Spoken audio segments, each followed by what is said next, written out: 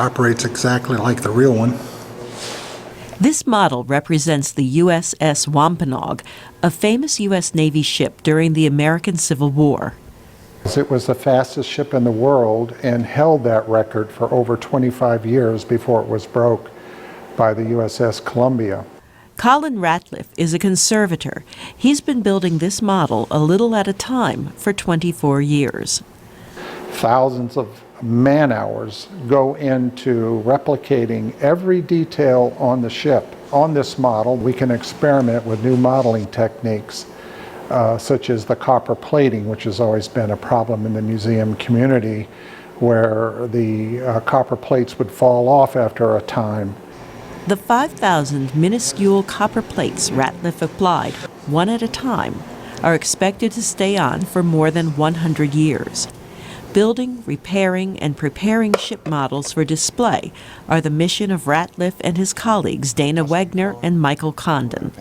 They've been doing that for almost 30 years at the U.S. Navy Ship Model Program. We have to be a historian, understanding what parts need to go onto the ship, making sure the appropriate gun goes on the appropriate period ship. The rigging is correct for that time. There's just so many little facets. We have to be as fine as a jeweler. Dana Wegner is the team's curator. No, we keep very few of them here. Our goal is to get as many of them out on display and to be seen by the public as possible. The U.S. Navy started building ship models in the 1880s. Ever since, it has built a model for each class of Navy ship. While some models were assembled at this workshop, the older ones were mostly built by craftsmen at the shipyards when the ships were being built. Well, we have 2,500 models. The entire collection is valued at about $500 million. But most are on display in lobbies of buildings, museums. We support many museums worldwide. Here in Washington, D.C., the Navy Museum at the Washington Navy Yard has over 100 of our models. Wegner says some models, like this one from 1892, are irreplaceable. This is a model of the USS Katahdin. The model is 1/48 actual size. It's one of a kind. They only built one ship of this type. With only 3 conservators and 2,500 models to oversee, the trio has to be all things to the models. Wegner says they have extensive records on the models that guide them in their work.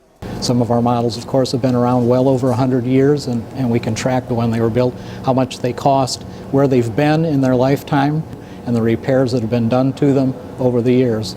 These conservators are all 63 years old, even though they have no immediate plans to retire. A young conservator has been added to the staff. Brian Potter is 26 years old. I'm trying to learn as much as I can before that day happens. So trying to learn everything that they know and also bring something that I know new to the table. Wegner, Ratliff, and Condon say their work is a labor of love. For producer June So, I'm Carol Pearson, VOA News.